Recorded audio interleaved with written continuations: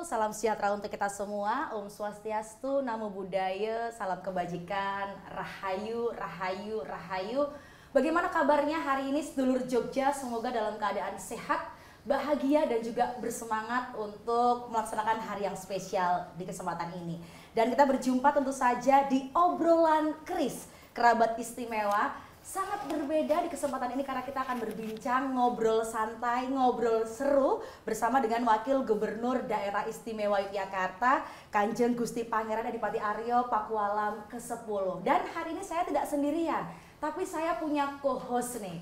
Saya punya tim nih. Wah, ini saya agak gaya-gayaan sendiri nih. Saya punya tim di sini yang nanti juga akan ngobrol seru bersama dengan Wakil Gubernur Daerah Istimewa Yogyakarta. Dan tentu saja saya ingin menyapa para sedulur Jogja di hari ini yang tentu saja menyaksikan melalui kanal YouTube Kedaulatan Rakyat, Tribun Jogja, Harian Jogja, dan juga Humas Jogja. Hai, oke, saya boleh menyapa yang ada di samping saya ini. Saya sedekat ini, wah saya agak grogi nih sebetulnya ini. Saya boleh menyapa, bagaimana kabarnya Kanjeng Gusti? Baik, alhamdulillah baik, sehat semuanya. Mungkin boleh disapa nih sedulur Jogja yang ada di rumah sedang menyaksikan kita. Selamat sedulur-sedulur Jogja, semoga pada kesempatan ini panjenengan semua juga dalam keadaan sehat dan bahagia. Terima kasih. Baik, luar biasa. Dan saya juga boleh menyapa yang ada di sebelah sana, boleh pemimpin redaksi Kedaulatan Rakyat Bapak Okto Lampito, bagaimana kabarnya? Baik, alhamdulillah semuanya lancar. Boleh disapa juga nih sedulur Jogja yang sedang menyaksikan kita. Hai sedulur Jogja, mudah-mudahan kita sama-sama bahagia hari ini ya. Nah, amin. Kemudian juga saya boleh menyapa pemimpin redaksi Harian Jogja, saya boleh menyapa Mas Anton Wahyu. Selamat pagi. Terima kasih. Luar biasa. Mungkin juga boleh dong dikasih semangat nih sedulur Jogja yang mungkin hari ini lagi galau, lagi sedih. Kasih semangatnya nih Mas Anton, boleh? Hari ini harus tetap semangat dan harus lebih baik. Baik. Nah, saya boleh menyapa juga nih yang di ujung situ berhadapan dengan saya nih hari ini nih. Saya boleh menyapa pemimpin redaksi Tribun Jogja, Mas Pak Ribut Raharjo. Bagaimana kabarnya? Halo Mbak Wicil, kabarnya baik dan bahagia. Baik dan bahagia. Saya izin tadi Mas, panggilnya boleh Mas Ribut atau Pak Ribut atau Bang Ribut ini? Yang mana saja. Yang mana aja boleh ya. Om Ribut juga boleh. Boleh mungkin disapa juga sedulur Jogja yang sedang menyaksikan kita? Halo sedulur Jogja, wajib bahagia. Wajib bahagia. Nah, ini memang kesempatan ini jadi sangat spesial sekali karena mohon izin Kanjeng Gusti. Ini kita memang datangnya ramean. Kalau sendirian nggak berani soalnya ini. Jadi harus beramai-ramai untuk kita ngobrol banyak tentang daerah istimewa Yogyakarta dan juga mungkin kita boleh nanti spill hal-hal yang berkegiatan dengan keseharian dari Kanjeng Gusti. Boleh ya Kanjeng Gusti? Silahkan. Saya izin dulu nih Kanjeng Gusti ya. Monggo, baik. izin. Mungkin saya boleh nih langsung disposisi dulu ya ke rekan saya, ke tim saya ini. Saya mohon izin kok saya kok berani banget ini ya. Ini boleh mungkin Pak Okto boleh nih. Punya pertanyaan apa buat Kanjeng Gusti? Iya. Silahkan. Baik, Kanjeng Gusti, mendatang nanti akan ada Pekan Olahraga Daerah Porda. Nah, sebenarnya tentu kalau diadakan di Gunung Kidul itu akan menjadi kebanggaan warga tentu. Tapi sebenarnya apa sih harapan dari KONI sendiri untuk pelaksanaan di Porda di Gunung Kidul mendatang? Tentu ini kita kaitkan dengan mungkin menjadi kebanggaan mereka karena membantu juga pariwisata, ekonomi, dan mungkin UMKM bisa terdongkrak. Atau kan sih? Baik, Bapak Okto, semoga panjenengan juga sehat dan bahagia. Alhamdulillah. Terkait dengan pelaksanaan Porda yang kebetulan dilaksanakan di Kabupaten Gunung Kidul, memang secara urutan itu Gunung Kidul mendapat bagian sebagai pelaksana. Tetapi sebetulnya Pekan Olahraga Daerah ini adalah Pekan Olahraga Daerah Istimewa Yogyakarta. Jadi itu adalah milik warga Yogyakarta. Hanya kebetulan pelaksanaannya di Kabupaten Gunung Kidul. Marilah sedulur-sedulur Jogja, jika ada waktu luang, kita luangkan waktu untuk ikut menyaksikan, meramaikan, sekaligus memberi semangat kepada atlet-atlet Jogja untuk bertanding. Semoga juga dapat menorehkan prestasi. Dan tentu saja harapan kami, karena kebetulan kami juga selain di KONI juga kami di pemerintahan, tentu kegiatan ini harapannya membawa edukasi dan membawa kemaslahatan bagi warga DIY, khususnya warga di Kabupaten Gunung Kidul. Kemaslahatan misalnya tadi ada UMKM yang disampaikan, pasti bakul-bakul bakmi di sana akan omsetnya meningkat, demikian juga tingkat hunian hotel, kemudian juga ada rumah singgah, kemudian juga ada aktivitas-aktivitas kaum muda yang memang kita dorong untuk bisa ikut berpartisipasi. Mungkin itu, Pak. Oke. Baik, nah kalau tadi ada pertanyaan dari Pak Okto, saya mungkin boleh geser nih ke Mas Anton. Mas Anton punya pertanyaan apa nih? Nyun sewu Kanjeng Gusti, yang agak ringan. Sekitar tahun 1900-an, 1990, ada film yang mungkin menginspirasi, Cool Running, di mana ada Olimpiade musim dingin di Kanada, atlet Jamaika terjun di situ, di mana mereka juga belum pernah melihat es, salju. Nah, apakah ini juga bisa nanti menjadi ajang untuk menginspirasi, Kanjeng Gusti? Baik, jadi harapannya kami tentu seperti itu ya.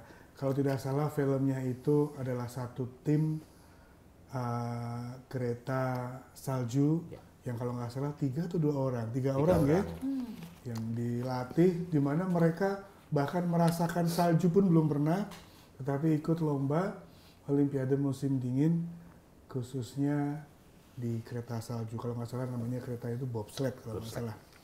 Nah ini tentu juga harapan kami di Gunung Kidul bisa menginspirasi generasi muda di sana, para atlet-atlet muda, kemudian para penggemar. Ternyata di Jogja ada toh kegiatan-kegiatan seperti ini yang kemudian harapan kami juga selain menginspirasi, itu juga mengedukasi. Karena buat saya edukasi itu adalah investasi intelektual. Itu lebih long lasting. Mungkin itu yang saya sampaikan, Mas. Wow, Teman. menarik. Padahal saya nggak tahu loh itu film apa. Ternyata Kanjeng Gusti tahu loh ternyata. Biasa banget ya. Ini luar Nanti biasa. bisa dilihat, Mbak Wiji. Nanti saya akan langsung tonton pulang dari Iya. sini ya Kanjeng Gusti ya. Keren filmnya. Oke, yang bagus kalau nggak salah lagunya yang populer. Ya. Oh, lagunya? I Can See Clearly. I Can See Clear apa tentang Now, matahari. Jimmy Cliff. Jimmy Cliff. Oh. Itu pernah masuk dalam mungkin ya lagu-lagu populer, tanggal lagu-lagu populer. Monggo Mbak Wijil nanti bisa didengarkan. Harus saya catat ini sedulur Jogja ya untuk rekomendasi film dan juga lagunya. Baik, mungkin boleh nih Bang Ribut. Wih, mungkin boleh nih apa yang mau disampaikan tentu saja untuk Kanjeng Gusti pertanyaannya. Masih seputar olahraga, mungkin barangkali silahkan. Kanjeng Gusti, nuwun sewu tapi sebelumnya ini kita mau berandai-andai. Andai Kanjeng Gusti itu diberi kesempatan turun di gelanggang Porda, kira-kira cabang olahraga apa yang akan Kanjeng Gusti geluti di sana? Baik, matur nuwun pertanyaannya ini, tapi bukan olahraga gelut Pak. Tadi ditanya digeluti kan. Ada 2 cabang yang kebetulan saya pada waktu itu pernah mempelajarinya dan kebetulan dibimbing langsung oleh kakek saya, yaitu Pak Kualam ke-8. Yang pertama adalah memanah. Yang kedua adalah menembak, air rifle, jadi senapan angin. 2 itu yang mungkin kalau misalnya diperkenankan ikut. Saya akan mengikutinya. Gitu. Tapi kalau melihat atlet-atlet hari ini di 2 cabang itu, kira-kira bisa dikalahkan nggak Kanjeng?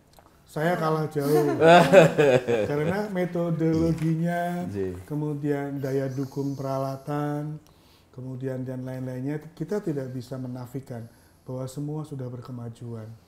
Kami dulu harus contoh ketika menembak ya, peluru harus kami seleksi dulu dan lain sebagainya.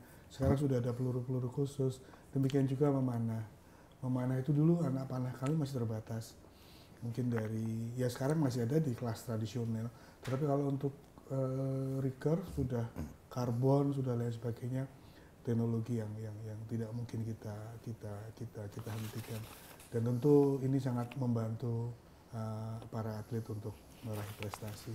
Jadi mungkin itu yang saya sampaikan, Mas Ribut ya, mohon izin saya panggil Mas Ribut. 2 cabur yang mungkin saya bisa berpartisipasi, memanah dan menembak. Wow. Ini kayaknya kalau misalnya Kanjeng Gusti nanti mau announce, aku mau ikut lomba menembak dan juga memanah, yang nonton banyak banget ini. Kayaknya langsung pada datang gitu ya.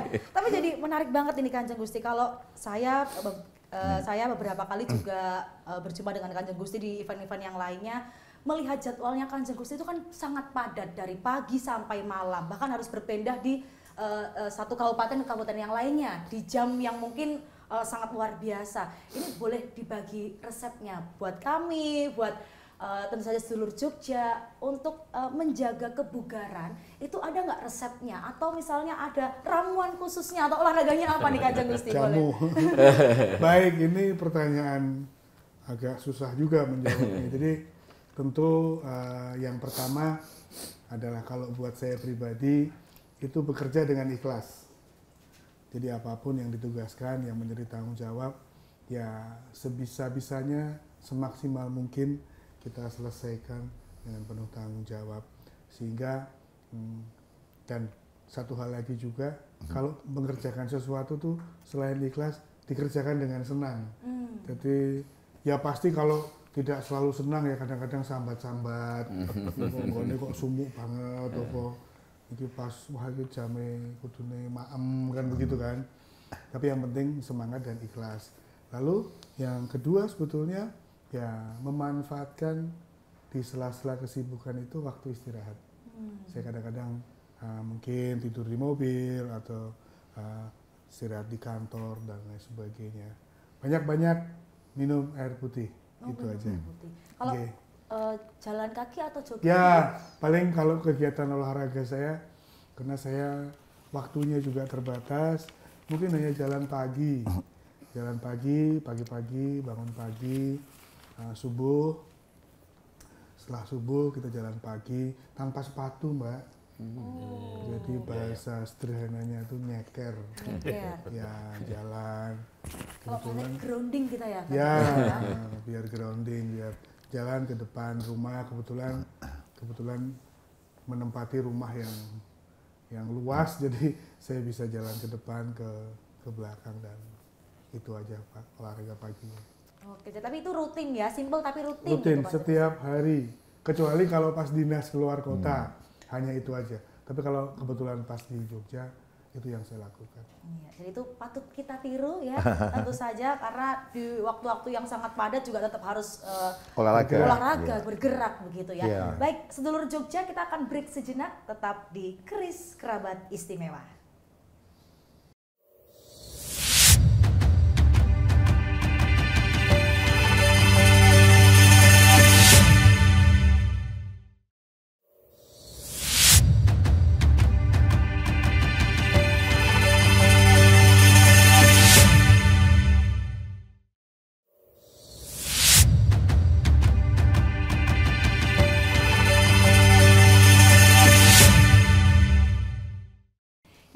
Jogja masih di Keris Kerabat Istimewa, dan hari ini kita ngobrol seru, ngobrol santai bersama dengan Wakil Gubernur Daerah Istimewa Yogyakarta. Nah, tentu saja saya ke asisten saya lagi ini, kok izin para pimpinan redaksi jadi asisten saya ini hari ini. Kalau nggak hari ini saya nggak berani, dan tentu saja ya.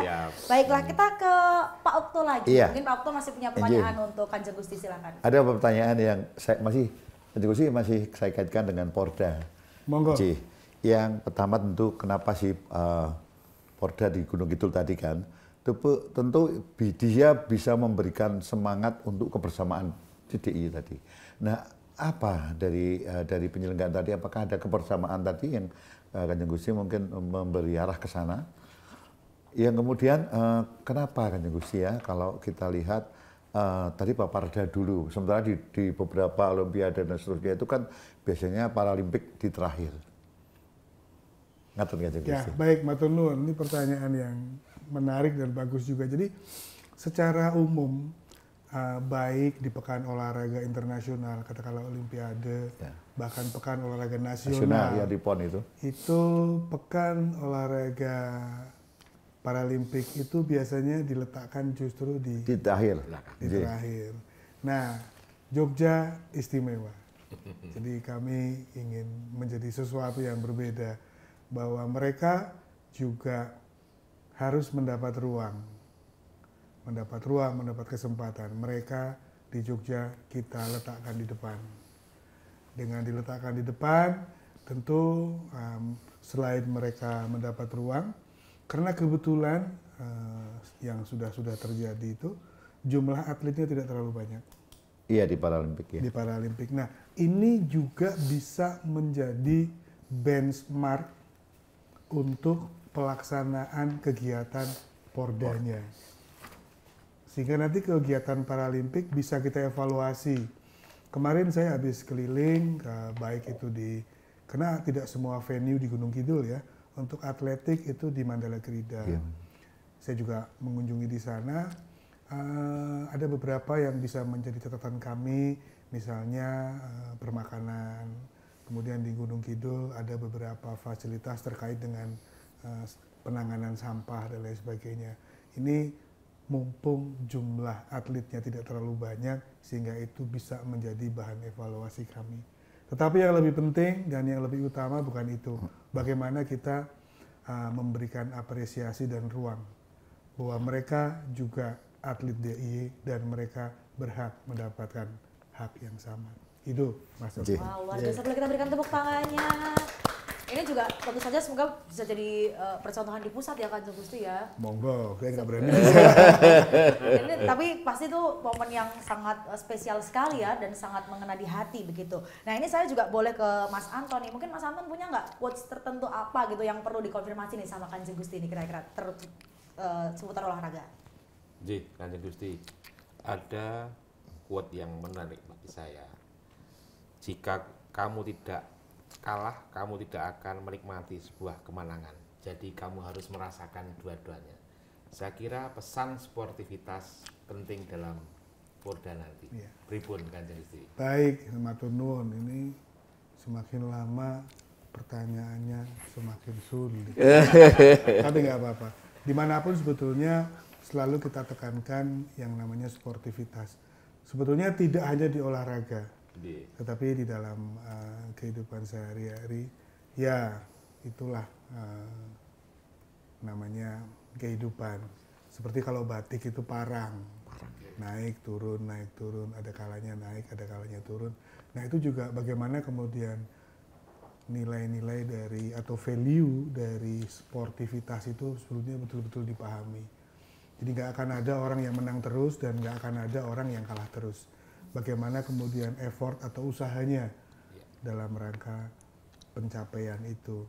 Jadi kadang-kadang mungkin, mohon maaf bukan bermaksud filosofis sekali ya, kadang-kadang kalau toh kita kalah, misalnya saya atlet, mungkin itu yang terbaik buat saya. Ya. Artinya betul, itu pembelajaran bahwa saya kurang keras berlatih. Ya.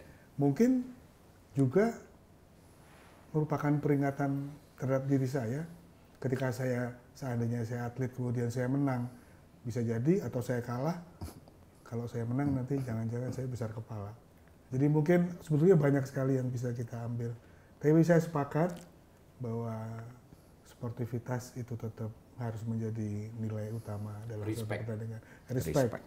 Respect the others. Jadi kalah atau menang itu hanya soal usaha, kesempatan, dan yang terakhir tentu izin dari yang di atas. Itu mungkin agak teman. Wow, luar biasa. Ini makin kenal Keren. makin dalam juga ya Lama-lama. obrolan kita ya. Ini menarik banget nih. Mungkin juga Pak Ribut juga punya pertanyaan khusus nih. Enggak, giliran saya yang ringan aja, jangan yang oke, berat. baik, Badan saya baik. sudah berat kan Gusti, jadi saya pilih yang ringan. Jadi gini kan Gusti, ini banyak atlet muda turun ke gelanggang pertandingan, lalu kemudian banyak yang kemudian berprestasi, tapi kemudian di tengah-tengah prestasi itu hilang. Karena mungkin masih muda gitu ya, karena masih muda tentu banyak keinginan dan sebagainya. Nah ini kira-kira apa yang perlu disuntikkan kepada mereka sehingga prestasi itu bisa terus terpelihara sampai kemudian sampai pada usia yang memang tidak ideal lagi untuk menjadi seorang atlet. Baik, jadi memang ada beberapa hal meskipun tidak secara umum itu berlaku ya. Karena saya punya sahabat-sahabat yang juga atlet.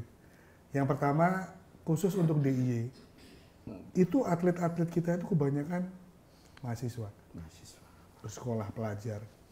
Sehingga seiring berjalannya waktu tentu dia juga mencari mungkin setelah lulus mencari pekerjaan dan lain sebagainya.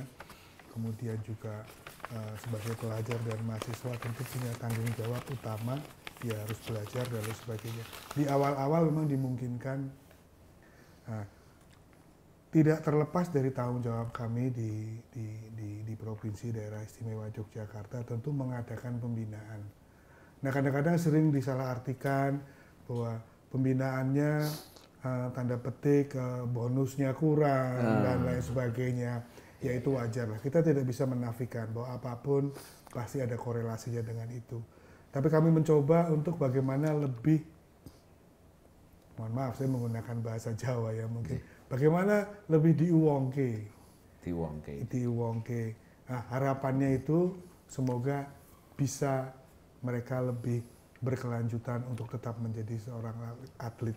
Ada beberapa sahabat saya yang bahkan dimulai dari SMA, sekolah menengah atas, ya SMA. Sampai sekarang itu masih menjadi penggiat dan masih aktif di bidang olahraga yang digelutinya. Saya tidak menyebut, tapi itu ada beberapa. Jadi terakhir yang bisa kami sampaikan, tidak bisa kemudian semua menjadi tanggung jawab di kepengurusan provinsi. Kami akan bertanggung jawab, tapi tidak semua. Nah, bagaimana kemudian ada juga pihak-pihak lain berkolaborasi, bagaimana menyemangati untuk tetap berkelanjutan. Itu yang ribut Karena pastinya itu juga ada kolaborasi, sinergi dari banyak pihak ya. Banyak pihak. Untuk para atlet-atlet kita. Baik. Nah ini Kanjeng Gusti saya jadi penasaran Kanjeng Gusti. Kalau misalnya kita, para atlet atau saya sendiri itu kan pasti punya tokoh idola. Entah itu fiksi ataupun non fiksi gitu ya. Entah itu pewayangan ataupun mungkin tokoh-tokoh yang lainnya. Kalau Kanjeng Gusti ada nggak sih tokoh yang diidolakan Kanjeng Gusti? Susah ini. Tapi mungkin matur nuwun pertanyaannya. Coba ya, kalau saya yang sering saya pikirkan dan saya menginspirasi itu ya di tokoh pewayangan yaitu Hanuman. Kenapa Kanjeng Gusti? Ya dia seorang pertama satria, lalu dia juga selalu mengemban amanah dan menyelesaikan dengan sebaik-baiknya. Itu aja sepengetahuan saya tentang Hanuman. Tapi ya itu idola saya. Ada satu lagi tambahan, boleh ya? Boleh. Masih wayang juga. Tapi bentuknya kecil. Dewa Ruci. Dewa Ruci. Iya. Jangan tanya kenapa ya, nanti saya jawabnya salah. Kemudian ada yang gemar wayang malah. Terus pokoknya itu idola saya. Hanya spesial di sini nih kita jadi tahu nih ya tokoh idolanya Kanjeng Gusti ini ternyata dari pewayangan gitu ya. Nah ini mungkin masih ada pertanyaan lagi barangkali? Masih ada. Kita simpan. Oke, disimpan ya. Baiklah kalau begitu kita break sejenak. Jangan kemana-mana, tetap di Keris, obrolan Keris.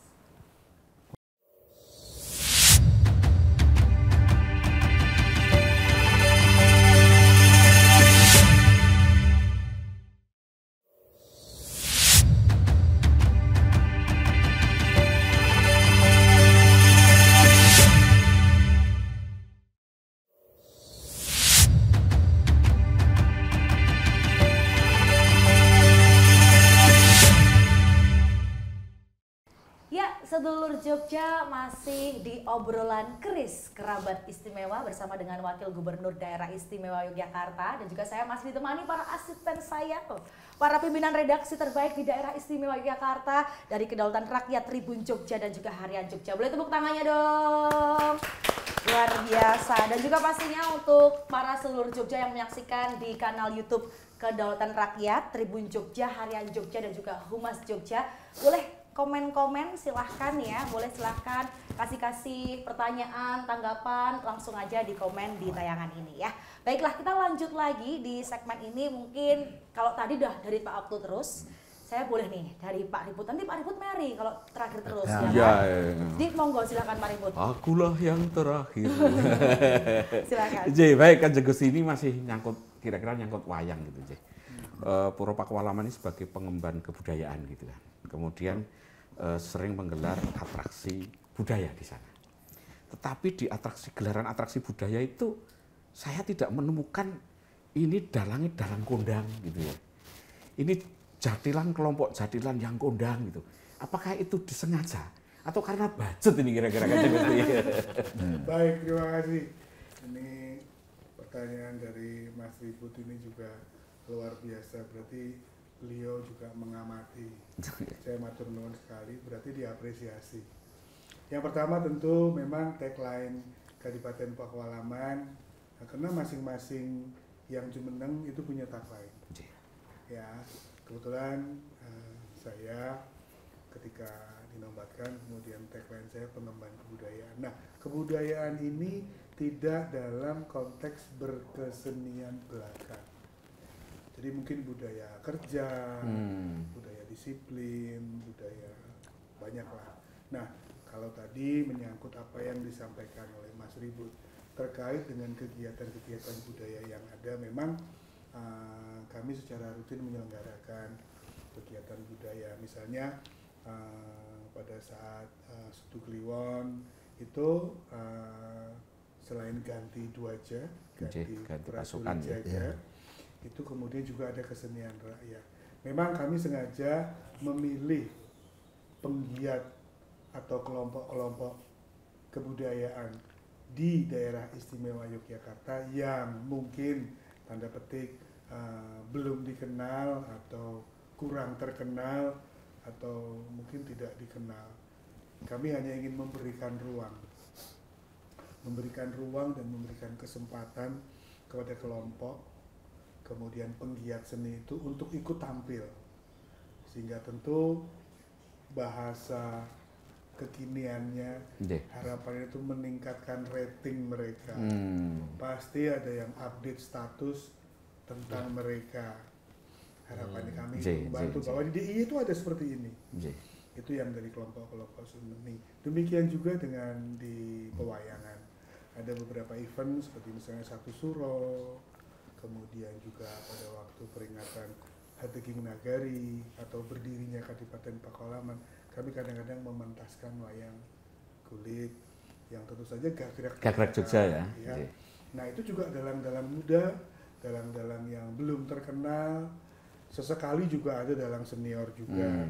Nah, dengan konsepsi pemikiran yang sama, bagaimana memberikan ruang dan memberikan kesempatan mereka untuk bisa tampil, kemudian juga lebih dikenal masyarakat, sehingga kedepannya tentu itu tadi bahasa kekiniannya ada peningkatan rating.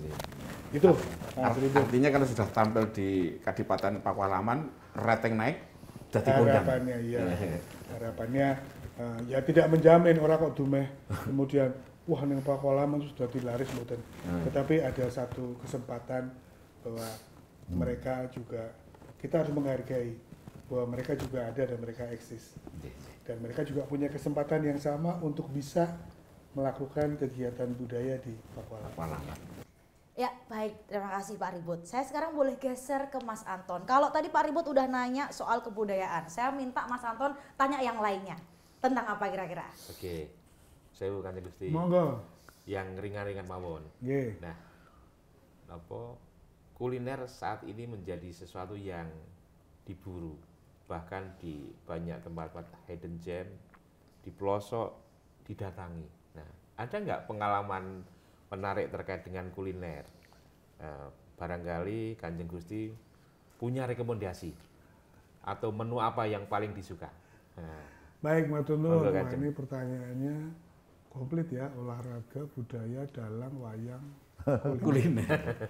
Mungkin saya akan mencoba menjawab ya. Jadi kalau untuk merekomendasi, sebetulnya di Jogja itu kalau menurut saya adanya enak dan enak banget. Oke. Ya, jadi saya tidak kemudian menyampaikan bahwa ini beda dengan yang itu, tidak.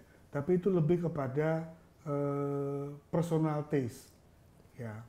Jadi kadang saya pengen bakmi godok yang mungkin agak kental gitu, yang dengan telur bebeknya, dengan kuah yang creamy gitu, saya akan ke Pak A. Ya. Kemudian suatu ketika saya kalau pengen yang agak ringan ya, ada kuahnya yang panas, yang bahasanya itu membuat berkeringat, menyehatkan gitu, ya saya mungkin akan ke Pak B. Jadi monggo silahkan. Di Jogja kalau nggak salah food blogger makanan tuh cukup banyak. Iya. Ya cukup banyak dan mereka juga punya komunitas sendiri.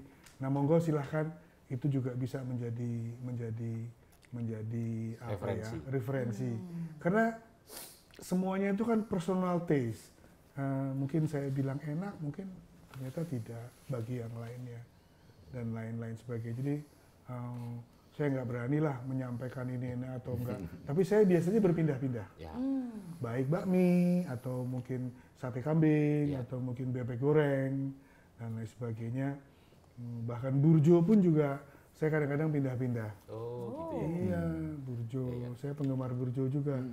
Sekarang ini burjo itu saya sedih, makin berkurang. Kalah sama Warmindo.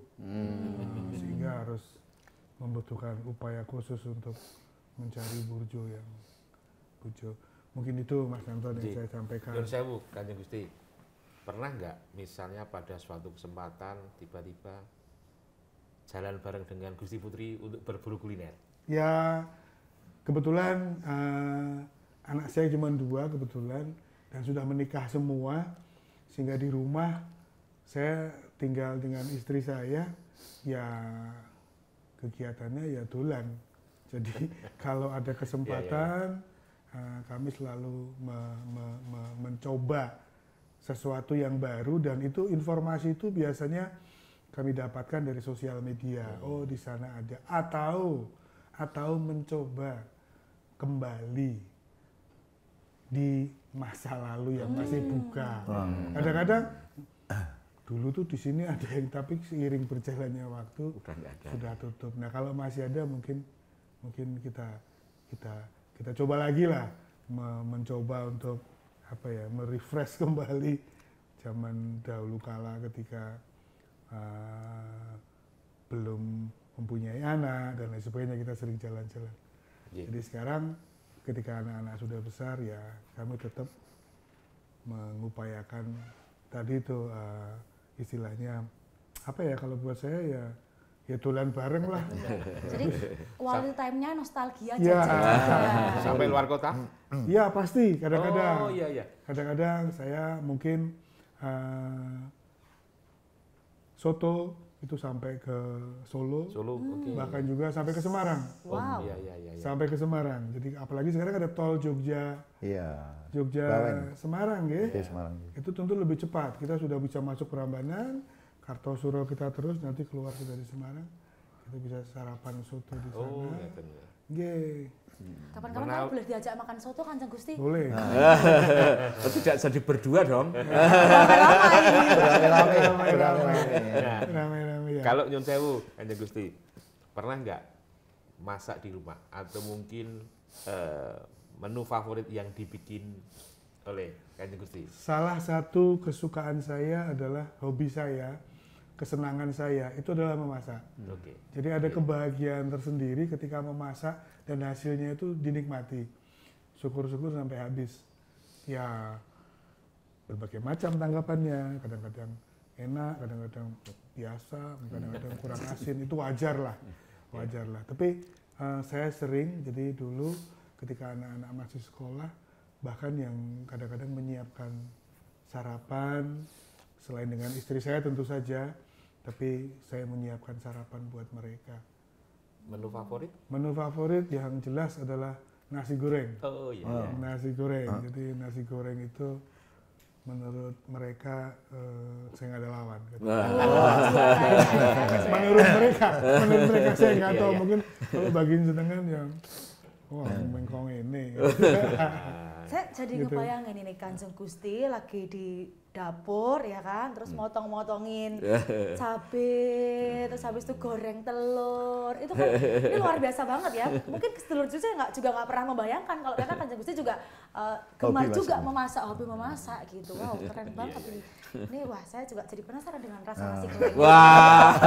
Kayaknya kita perlu diundang nanti. Kayaknya boleh nanti sambil masak bareng ternyata ya. Berikutnya. Semoga berkenan nanti Kanjeng Gusti suatu saat ya. Baiklah, mungkin kalau tadi udah kuliner saya boleh ke Pak Okto, tapi nggak boleh soal kuliner, nggak boleh soal kebudayaan. Kira-kira tentang apa? Iya, baik itu Kanjeng Gusti. Kanjeng Gusti kan kagungan hobi otomotif ya. Nah, sejauh mana Kanjeng Gusti pernah ikut touring, kemudian terjauh di mana itu mungkin, dan mungkin ada pengalaman-pengalaman unik selama touring itu Kanjeng Gusti. Matur nuwun, wah ini pertanyaan yang multidimensi. Olahraga, kuliner, budaya. Baik, salah satu hobi saya adalah otomotif. Ya. Sebetulnya tidak hanya otomotif ya, tapi bagaimana kemudian di apa ya istilahnya mekanikal ya, mungkin juga merawat rumah dan lain sebagainya. Tapi memang lebih ke otomotif ya. Mungkin menurun juga karena dulu almarhum ayah itu juga penggemar penggiat otomotif. Nah, ayah pun juga penggemar berkendara motor. Jadi kadang-kadang ke Pekalongan, malam, betul-betulan, kemudian ke Pacitan. Sepeda motor. Nah, kemudian juga saya ikut juga.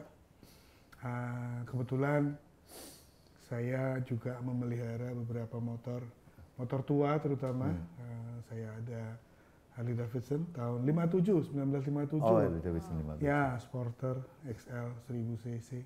Itu mungkin sekitar dua kali saya pakai ke Jakarta. Kemudian bahkan dua kali juga saya pakai ke Bali. Ke Bali? Bali. Wow. Itu goncengan atau Sendiri. Ya, motor-motor saya selalu single seater, jadi nggak ada goncengan. Nanti nggak dinunuti. Saya lebih suka naik motor sendiri. Kemudian waktu itu secara rutin ke Pangandaran juga. Jadi ada istilahnya di sana namanya Wing Day. Wing Day itu 5 tahun sekali. Wing Day di Pangandaran. Tapi terakhir mungkin 2000 berapa ya, sebelum pandemi. Nah, setelah pandemi kebetulan menjadi semakin sibuk ya nggak sempat. Jadi tidak lagi naik motor tapi kadang-kadang naik kendaraan roda 4 ke Pangandarannya. Jadi itu kemudian pengalaman-pengalaman ya tentu banyak lah yang bisa dilihat. Tentu juga saya jarang sekali ikut rombongan besar, paling banyak mungkin sekitar 5-10 motor. Kenapa gitu? Kalau rame-rame kan rame gitu ya. Kalau sendiri apa nggak sepi gitu Kanjeng Gusti? Ya kami ingin menikmati berkendara, jadi nggak rame-rame. Kalau rame-rame kadang-kadang terlalu sulit juga mengorganisirnya. Kadang ada yang udah sampai sana, ada yang belum sampai. Dan kalau sedikit mungkin bisa lebih nyaman menikmati perjalanan. Jadi kalau gitu Gusti sering bisa membengkel sendiri kan? Ya membengkel sendiri dulu saya lakukan sendiri. Ya tentu saja tanya kiri kanan, kemudian juga membaca literatur, dan karena hobi jadi mungkin pemahamannya lebih mudah. Tapi karena sekarang kesibukan ya tentu kesempatan jadi lebih terbatas. Kendaraannya Pak Kanjeng Gusti? Kalau touring ya touring kebetulan saya pakai yang tua, itu Sporter tahun 1957. Lalu yang terakhir saya pakai kalau nggak salah ada tahun 97 itu Fatboy. Oh iya. Di Fatboy 97 itu juga saya pakai ke Bali juga. Saya pakai itu. Sekarang masih disimpan Kanjeng Gusti yang? Masih disimpan dan cuma cuman Panasin. dipanasin. Kapan naikinnya belum ada waktu. Kira-kira nggak ada keinginan dijual gitu Kanjeng Gusti? Dijual nanti ada yang marah. Karena penuh dengan histori. Iya, enggak. Walaupun tidak pernah saya goncengi karena kebetulan istri saya juga gemar. Oh, sama. Bahkan dia hafal model-modelnya. Nah, kenapa nggak itu? Kenapa nggak ini? Masih koleksi itu, Gusti? Pitung, si Pitung. Masih ada motor pertama saya Honda C70. 70. Iya, tahun 79. Iya. Itu belinya di dekat kantor KR Oh, iya. Kolombo. Oh, Kolombo. Sekarang sudah nggak ada lagi. Sudah nggak ada. Tapi motornya masih ada, Pak. Masih ada. Iya, itu mulai dari SMA bahkan sampai perkuliahan, lulus kuliah saya pakai. Berarti motor itu juga pernah buat goncengin Gusti Putri? Iya, Gusti Putri dan tentu yang kadang-kadang lainnya juga. Enggak, maksudnya kalau mengantar teman pulang kan boleh kan? Siap-siap. Kan kasihan. Oh, Nah, jadi mohon tidak kemudian terlalu jauh. Jadi kadang-kadang juga nganterin teman. Nganterin gitu. anak juga. Nganterin anak juga, iya. Waduh. Maksudnya goncengin yang lain tuh itu gitu loh.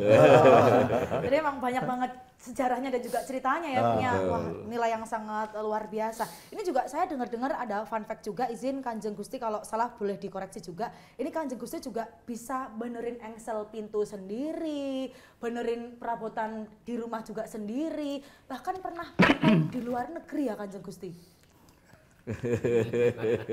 Jadi pada waktu setelah lulus kuliah, kebetulan ada kesempatan karena ada bibi saya yang di Belanda, saya ikut beliau, kemudian ngapain juga di sana, kemudian saya ikut istilahnya nunut di rumah makan Indonesia di mana saya membantu kokinya di sana. Jadi mulai dari situ juga, jadi mulai seneng-seneng memasak lah, mulai seneng memasak. Kemudian tadi ditanya oleh Mbak Wijil membetulkan ya karena naluri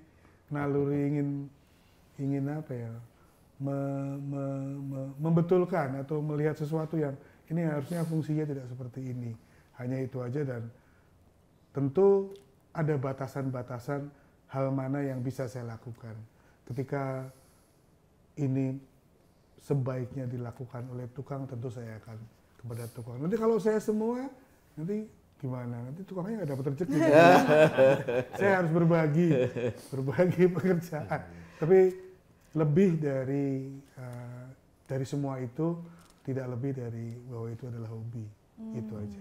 Baik. Yeah. Nah, ini juga sedulur Jogja. Tadi sebelum kita memulai podcast ini, kami ini juga diajak oleh Kanjeng Gusti untuk melihat ruang kerjanya. Nah, mungkin nih kayaknya Mas Anton nih kayaknya tadi sempat memperhatikan ada detail-detail apa gitu di sana di ruang kerjanya. Mas Anton boleh cerita ke sedulur Jogja? Ya, saya cuma mengintip saja tadi. Saya melihat ada kompak, ada globe, ada burung hantu, ada juga komik juga kalau nggak salah. Nah, ada juga Jam pasir. jam pasir. Nah, Dewi Saraswati. Dewi Saraswati. Nah, kenapa ini Kanjeng? Nah, Bisa cerita satu-satu ini. Baik, jadi karena ruangannya tidak terlalu besar, kecil, dan saya ingin barang-barang yang di dalamnya itu ya tentu saja sebagai pemanis buat saya. Kalau yang buat lain itu belum tentu manis.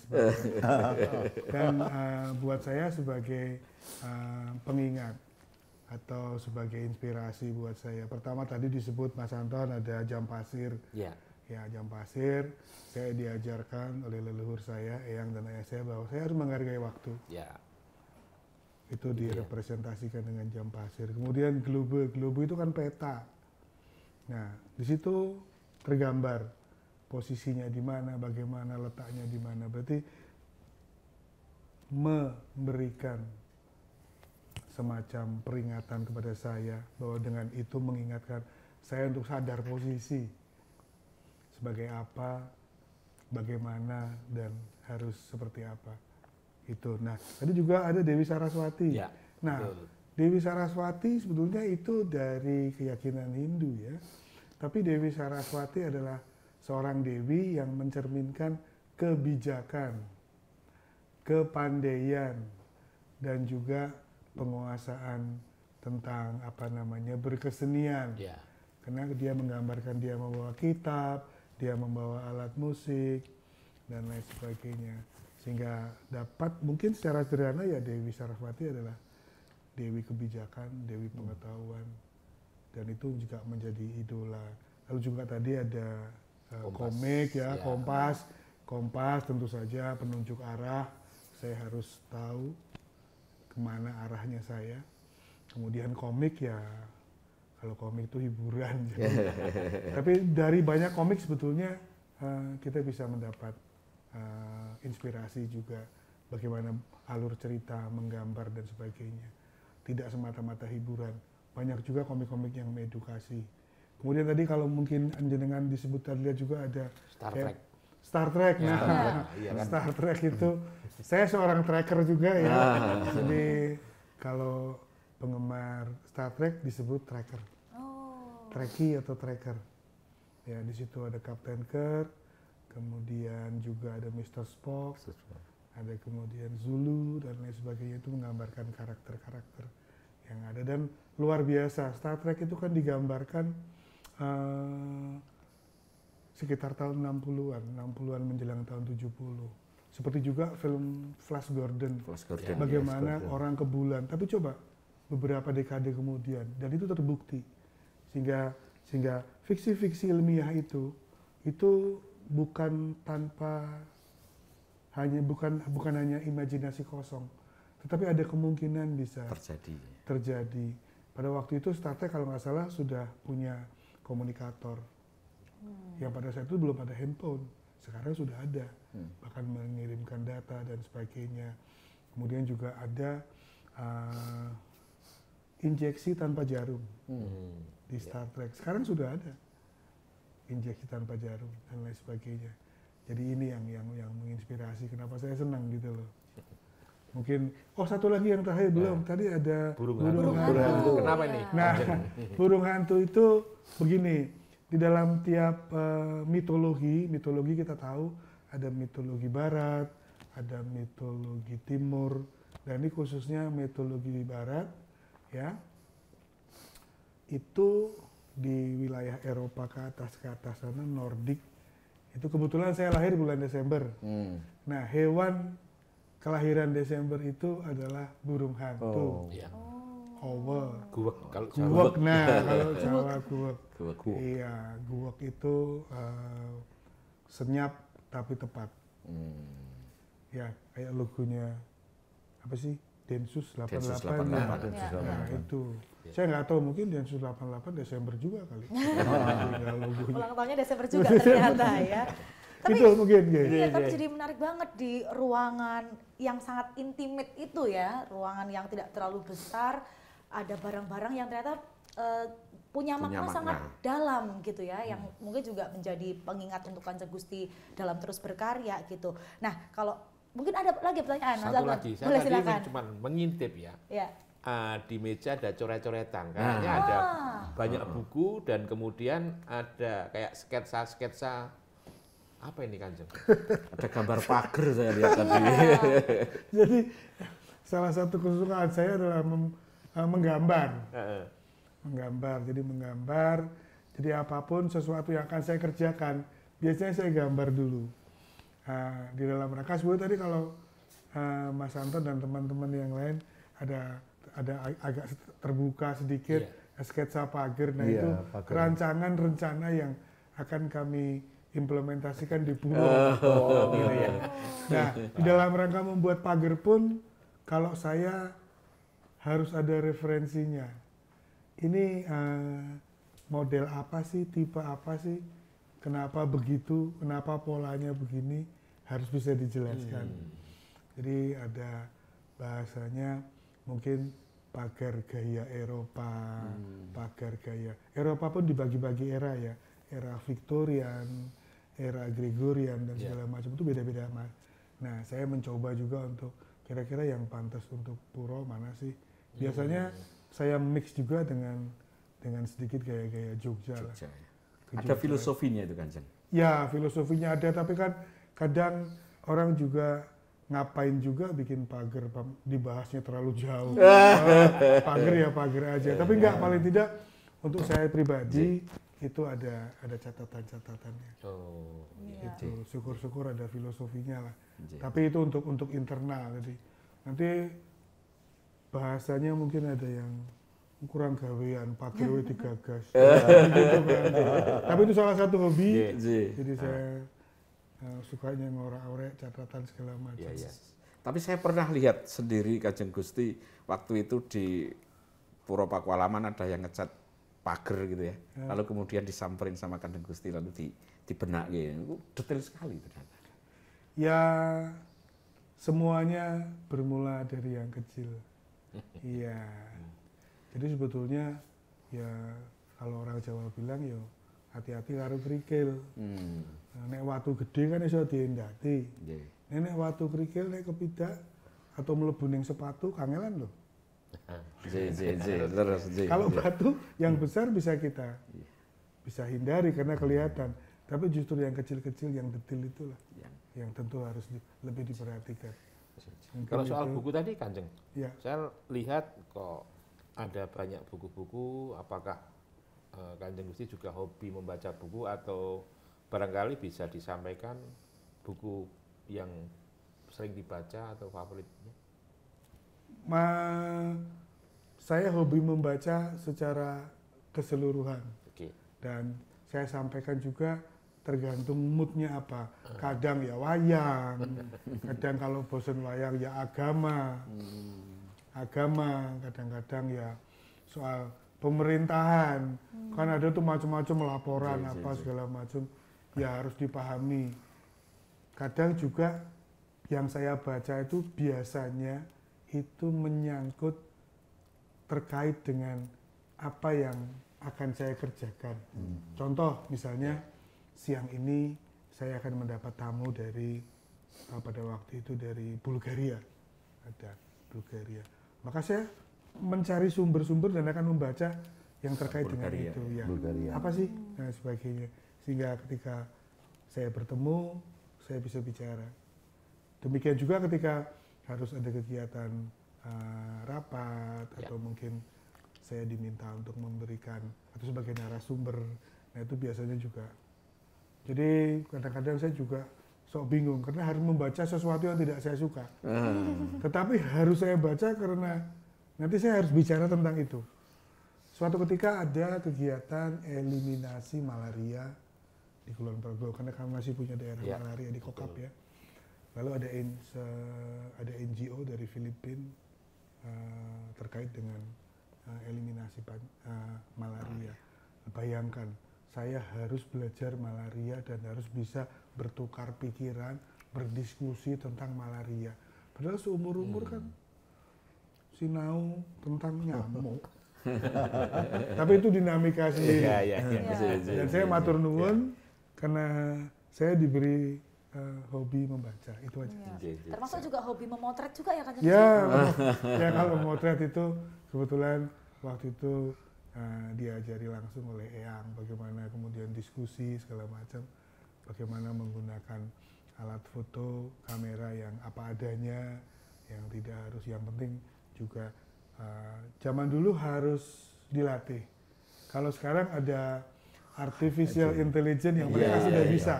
Kalau ini terlalu over, ini kurang dan lain sebagainya. Kalau dulu enggak, semua harus Manual. dihitung, bahkan ketika memotret objek outdoor, kita harus menunggu jam. Karena mataharinya pas di situ, ini yang paling ideal. Dan zaman dulu lebih sulit karena hanya isinya 36. Kalau masangnya hati-hati bisa 38. Ada bonusnya. Kan gitu kan? Ini masih ingat berarti masih produk jadul juga. Kalau sekarang kan tidak terbatas. Hapus, salah hapus. Jadi itu Kanjeng Gusti Nun Sewu ini mau nambahi, memotret sudah, membaca sudah, menggambar sudah, menulis Kanjeng Gusti sudah menulis buku. ada beberapa buku. Oke. Jadi begini, di Kadipaten Pakualaman ada beberapa buku yang kami simpan di perpustakaan. Kami punya perpustakaan, kami punya arsip. Nah, kebetulan ada beberapa buku yang sudah saya tulis. Sebetulnya bukan karangan ya, tetapi lebih kepada buku yang sudah ada, kemudian saya tulis kembali dengan bahasa yang agak kekinian. Karena buat saya pribadi, ketika naskah itu hanya ada di perpustakaan, ya dia akan hanya diam. Tapi ketika itu dialih bahasakan, kalau nggak salah 3 bahasa, bahasa aslinya malah 4 malah. Bahasa aslinya bahasa Jawa, bahasa Indonesia dan bahasa Inggris dalam satu buku.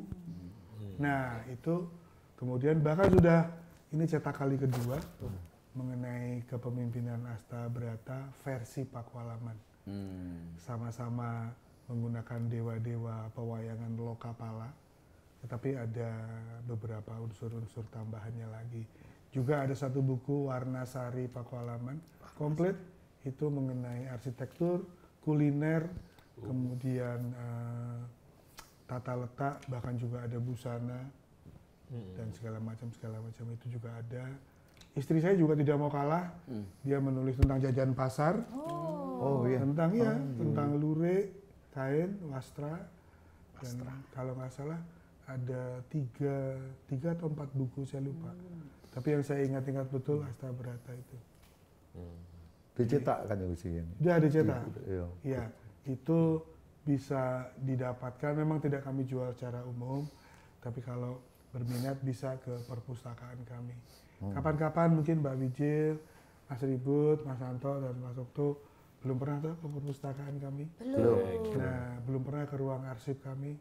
Belum. Ya, coba nanti kapan-kapan diatur waktunya. Saya terbuka sekali. Siap. Nanti kita ngobrol-ngobrol di sana. Iya. Saya tunggu loh. Nanti dengan teman-teman yang lain juga bisa diatur. Jadi saya pengen memang kami tidak terbuka untuk umum ya. Tapi tidak tertutup. Kami tidak announce, tapi kami tidak tertutup. Biasanya kita juga pelayanan terhadap mungkin ada yang membuat paper, S2, S3 atau apa, kami terbuka. Memang tidak ada pelang di depan, ya, tapi kami tidak tertutup. Itu mungkin Karena juga mengingat itu kan juga arsip-arsip ya yang perlu kita jaga juga ya Kanjeng Gusti ya. Jadi memang harus ada treatment yang khusus begitu ya. Baiklah, ini kalau tadi udah banyak ngomongin sesuatu hal, saya juga boleh bertanya Kanjeng Gusti. Saya penasaran kalau Kanjeng Gusti seorang wakil gubernur itu ada nggak playlist lagu kesukaan atau grup band kesukaan tuh kira-kira tuh. Wah, kira-kira apa nih? Masih penasaran kan seluruh Jogja kan? Pengen tahu kan playlistnya dari Kanjeng Gusti itu apa aja? Silahkan Kanjeng Gusti. Wah, baik, sebetulnya secara umum saya mencintai musik ya, karena buat saya musik itu salah satu katarsis, pelepas lah, rilis. Nah kebetulan era saya pada waktu itu kan era dapat dikatakan art rock ya atau progresif ya. Jadi seperti mungkin Rush ya, kemudian mungkin Led Zeppelin, Deep Purple, Genesis, era Genesis baik yang era lama maupun era baru. Nah, mungkin beberapa juga Rolling Stone. Bahkan juga ada beberapa musik klasik yang saya sukai. Musik-musik klasik itu musik-musik opera itu ya. Kemudian juga yang klasik sekali orkestra, Swan Lake, Four Seasons, kemudian juga tadi opera tadi. Queen suka nggak? Queen suka. Wow. Queen dengan segala kelebihan dan kekurangannya. Tapi kalau Queen kayaknya nggak ada kekurangannya deh. Semua punya lagu-lagunya nilai-nilai tersendiri gitu loh. Wow, lagu favorit? Ya. Lagu favoritnya? Apa ya? Atau penyanyi favoritnya juga mungkin siapa misalnya? Nyanyi wanita favorit gitu. Freddie Mercury. Freddie Mercury suka, semuanya saya suka karena punya ciri sendiri-sendiri ya. baik Freddy maupun Phil Collins, kemudian Collins. juga Robert Plant, itu ya semuanya. Kemudian di Purple Ian Gillan, Ian Gillan, ya saya suka juga. Penyanyi putri perempuan juga ada beberapa, Ann Wilson dari Heart, itu buat saya luar biasa. Paling idola itu ya? Ya, enggak idola, sama-sama. Kemudian Shirley Bassey itu satu-satunya penyanyi yang menyanyikan 3 lagu James Bond. Berarti suka James Bond berarti? Ya, salah satu. Karena jarang penyanyi yang bisa selalu berganti-ganti oleh produsernya. Tapi Shirley Bassey tiga kalinya. Itu kalau nggak salah Moonraker, Goldfinger, sama Diamond Are Forever. Itu dia nyanyi di tiga film itu. Tiga film itu ya. Iya. Keren. Shirley Bassey. Ya ada beberapa juga, pernah dengar nggak Jennifer Hudson? Itu suaranya juga luar biasa. Itu replika dari Whitney Houston tapi lebih Senior. bukan, Lebih lantang, enggak, ya. lebih lantang lagi. Lebih lantang lagi. Wow. Iya, Jennifer Hudson. Jadi itu generasi setelah Whitney Houston ya. Whitney Houston sudah menjelang sepuh. Jennifer Hudson baru boleh nanti kita cari nanti. Akan jadi playlist saya seminggu ke depan ya. Penasaran ya. Betul sekali. Mungkin ada pertanyaan lagi dari para pimpinan redaksi ini.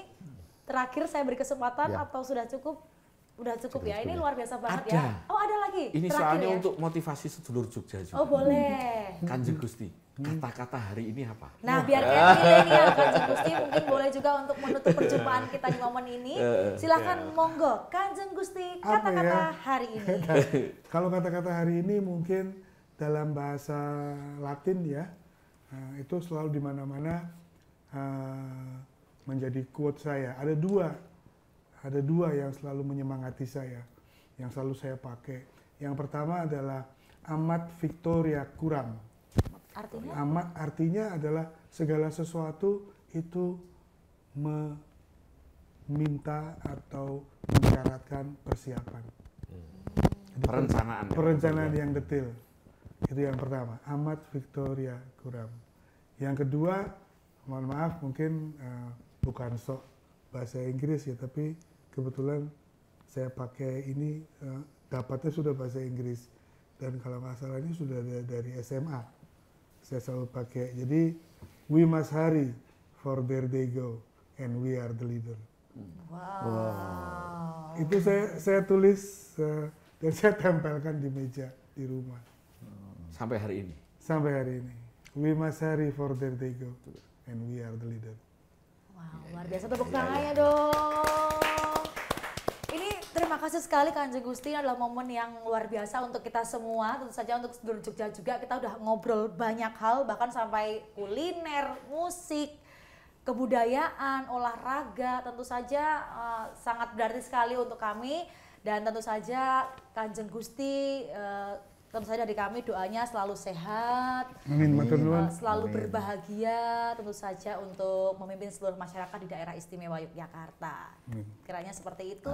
Juga terima kasih untuk para pimpinan redaksi terbaik di Yogyakarta kasih, sudah berkenan Kanjeng jadi Gusti. asisten saya di kesempatan ini. Terima kasih Pak Okto, Mas Anton, Pak Ribut. Kita akan berjumpa lagi di momen spesial berikutnya. Tentu saja terus untuk sedulur Jogja, jangan lupa untuk like, comment, subscribe YouTube dari Kedaulatan Rakyat, Tribun Jogja, Harian Jogja, dan juga Humas Jogja. Dan akhirnya saya Wijil Ramadhani pamit, terima kasih di episode berikutnya. Sampai jumpa di episode berikutnya di Obrolan Keris Kerabat Istimewa.